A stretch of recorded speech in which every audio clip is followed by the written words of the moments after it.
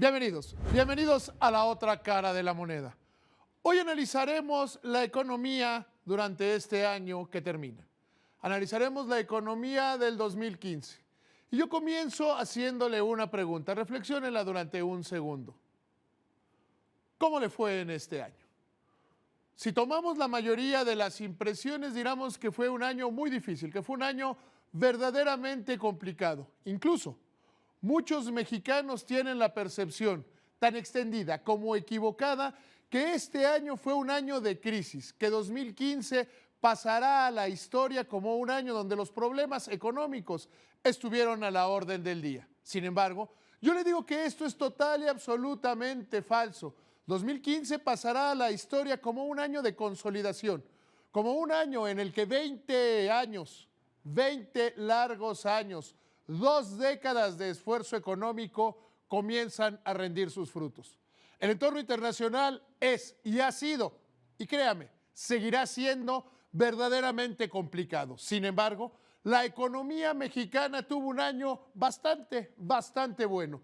Hoy, en la otra cara de la moneda, analizaremos qué fue 2015. Bienvenidos.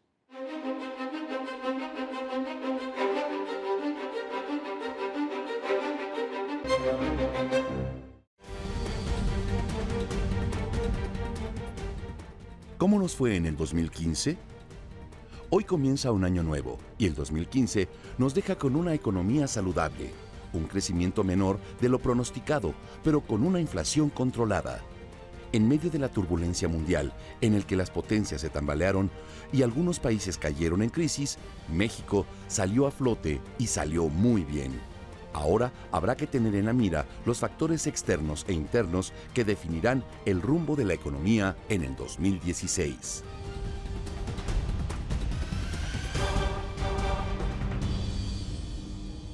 Si yo le pregunto a usted, ¿cuál ha sido el mejor arranque de gobierno entre Vicente Fox, Felipe Calderón y Enrique Peña Nieto? La inmensa mayoría de los mexicanos, 8 de cada 10, dicen que fue durante la administración de Felipe Calderón.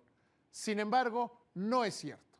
La economía es una ciencia inexacta, es una ciencia social donde mucho, créame, mucho tienen que ver las percepciones, las opiniones o cómo los gobiernos logran construir un discurso.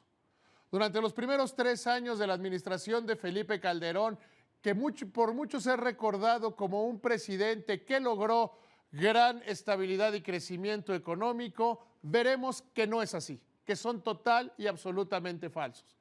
Déjeme darle un dato que con ese se resuelve todo. Durante los primeros 3 años de la administración de Felipe Calderón, la economía decreció, es decir, tuvo un crecimiento negativo del 0.3%. Incluso peor que la que tuvo con Vicente Fox, que él no tuvo ninguna crisis durante su periodo. En la primera mitad de su administración solo crecimos el 0.1%. Es decir, una administración que en su primera mitad crece 0.1, otra que crece 0.3, comparadas contra una que ha crecido 3.5%. A pesar de la impresión de crisis que hay entre la mayoría de los mexicanos, estos primeros 3 años de la administración de Enrique Peña Nieto han sido positivos en materia de crecimiento económico. De hecho, en algunos rubros el crecimiento es el mayor de las últimas 5 administraciones. Es decir, sí se nota un cambio, sí se entiende que en este país las cosas están avanzando, pero no son suficientes. Y hagamos un recuento, analicemos la otra cara de la moneda y veamos qué es lo que ha pasado. En enero, febrero, quizá marzo, habría la impresión de que estábamos en crisis económica. Había quienes, analizando el indicador coincidente y el adelantado que dan a conocer el INEGI, decíamos que estábamos en la zona de crisis, en esa zona donde la economía nos puede llevar o al estancamiento o a la recesión. Incluso este instituto tuvo que salir a explicar que si bien algunos de los indicadores eso marcaban, la realidad simple y llana es que era relación al año anterior y que el crecimiento económico se estaba dando y estaba creciendo. De hecho, Durante el primer trimestre de este año, la economía mexicana creció al 2.1%. Hay que recordar, y eso es necesario tenerlo claro, que durante los últimos 30 años, el promedio de crecimiento de la economía mexicana ha sido verdaderamente mediocre e insuficiente para las necesidades de la inmensa mayoría de nuestros compatriotas. La economía ha crecido en promedio 2.4%, crecimiento que no alcanza, muy por debajo del potencial que tenemos en la economía. El año también comenzó con una fuerte caída del petróleo que ya tenía desde agosto del año previo y que se ha mantenido durante todo este 2015 y créame, durante 2016 se mantendrá esta caída en los precios del petróleo. Mientras a las naciones árabes, los grandes productores de petróleo, no les dé la gana cambiar su estrategia o no les convenga, nos tenemos que acostumbrar a una caída en los precios del petróleo.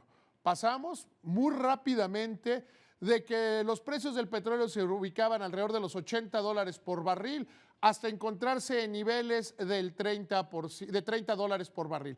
¿Qué significa esto? Significa que los ingresos se desplomaron, que estos ingresos petroleros se cayeron y para muchos que ven con los ojos del pasado esto significaba crisis y caída en la economía. Sin embargo, esa reforma hacendaria tan criticada, tan menospreciada particularmente por los de Acción Nacional, cumplió su cometido.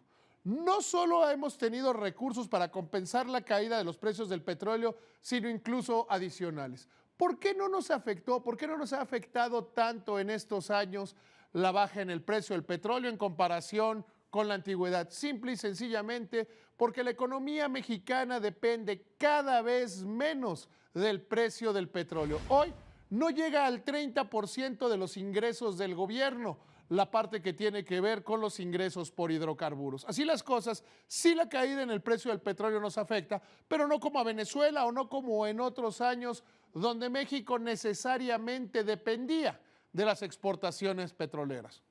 El segundo gran tema que habla de crisis, que habla de preocupación económica, tuvo que ver con la volatilidad en el tipo de cambio. Esta muy fuerte volatilidad que se mantuvo a lo largo de todo 2015 y tiene que ver con un factor exógeno a nuestra economía, no tiene que ver absolutamente nada con nosotros. Después de la crisis 2008-2009 en los Estados Unidos, que comenzó siendo una crisis hipotecaria, luego se convirtió en una crisis financiera y después en una crisis económica global, Estados Unidos está comenzando a salir, está comenzando a ver la luz y eso ha generado una gran volatilidad en materia de tipo de cambio. En épocas de José López Portillo, cuando se movía el tipo de cambio, se caía la economía. Él inventó aquella frase de que hay que defender el peso como un perro o presidente que devalúa, se devalúa. Por una razón muy sencilla. Absolutamente toda la política monetaria estaba basada en el tipo de cambio. Alguna vez Agustín Carstens, gobernador de Banco de México, lo definió de la siguiente manera. Dijo que tener un tipo de cambio fijo es como tener la brocha sin moverse y mover la casa para pintarla. La autonomía de Banco de México trajo, entre otras ventajas para la economía nacional, un tipo de cambio libre, que se convierte en un precio más de la economía y que se ajusta con base en las leyes de oferta y demanda. Hace unos 20 años, si hubiéramos tenido un tipo de cambio flexible, no hubiéramos pasado por todos estos problemas. Y si hoy lo tuviéramos, la economía mexicana tendría una caída como la de Venezuela, como la de Colombia, como la de Brasil, como todas esas economías que mantienen tipos de cambio irreales, que mantienen paridades absurdas, como aquella que en Argentina trata de corregir Mauricio Macri al buscar un tipo de cambio real, un tipo de cambio que se ajuste a las verdaderas expectativas. Sí, tuvimos una muy fuerte volatilidad y en algunos momentos Banco de México, la Secretaría de Hacienda, juntos en la Comisión de Cambios, llegaron a percibir que había peligros inflacionarios hacia adelante y tomaron una serie de medidas que tuvieron que ver con subastas de dólares, disminución de reservas, con el objeto de dar liquidez, no de defender ninguna paridad, ningún tipo de cambio. ¿Y cuál fue el resultado durante este periodo? Que no tuvo ni la caída en el precio del petróleo, ni la depreciación del peso frente al dólar, no tuvo, y permítame ser muy enfático en eso, un impacto en el nivel general de precios. La economía mexicana tuvo durante este año récords históricos en materia de inflación. Llegamos en noviembre a tocar el 2.2% de inflación. Déjeme ponerle en dimensión por qué es tan relevante esto. Cuando yo comenzaba en el periodismo financiero, en 1988, la primera nota que escribí fue la inflación, la primera nota de 8 columnas, la inflación de noviembre de 1988. Fue del 5.7% para ese mes y para todo 1988 la inflación fue del 157%. La última vez que tuvimos una crisis inflacionaria en este país fue en 1995, cuando la inflación fue del 57%. Tener una inflación del 2.2% es, sin lugar a dudas, el más grande éxito de la política económica nacional. Es decir, que los 20 años de medidas correctas que hemos tomado funcionan y funcionan bien, que cumplen con el objetivo para el que fueron creadas y, lo más importante, que fortalecen el nivel de vida de los mexicanos. Déjame ponérselo muy claro. En diciembre del año antepasado, del año pasado, el aumento al salario mínimo fue del 4.2%, los contractuales estuvieron en 4.4%. Si la inflación es del 2.2% y los aumentos estuvieron arriba del 4%, quiere decir que los trabajadores recuperaron poder económico en términos reales, tuvieron más dinero para comprar y eso se reflejó en un pero créame, muy importante en el crecimiento de las ventas. Hay algunos sectores que lo plantean de una manera verdaderamente clara y funcional. Por ejemplo, la Asociación Nacional de Tiendas de Autoservicio y Departamentales registró durante prácticamente todo el año récords de ventas. El consumo interno creció y se convirtió en el motor de la economía. No se trató de inyecciones de recursos por parte del gobierno, al que algunos siguen criticando que aprovechaba, se financiaba de una manera indebida de los proveedores. Hubo más dinero, durante este año hubo más dinero para gastar y eso se reflejó en la economía. Otro sector que marca muy bien esta tendencia es el de la construcción, que mantuvo un crecimiento importante. La inversión fija bruta, que terminó ayudando a que la holgura económica, es decir, la subocupación que se tiene de la planta industrial creada, comenzara a disminuir. Y es en este sentido que debemos destacar cómo se impusieron récords en materia de producción industrial, lo cual generó que tuviéramos el más alto nivel de empleo de las últimas 5 administraciones. Hay más mexicanos que tienen trabajo y que tienen trabajo bien remunerado. Eso impulsa el consumo impulsa la industria y se genera un círculo virtuoso dentro de la economía que nos está llevando a crecer. Quizá este año terminemos con un avance del 2.5%, ese crecimiento que yo le pronostiqué a estas mismas fechas, pero hace un año. Sí, fue un año donde la impresión es una impresión de crisis, un año donde la impresión es que había muchos problemas. Sin embargo, el impacto de las reformas estructurales, como la desaparición de la larga distancia o la reforma financiera que permitió que los bancos disminuyeran en un lapso de 5 años 1/3 la tasa de interés que cobran por sus créditos, soltaron dinero, devolvieron recursos a favor de la población.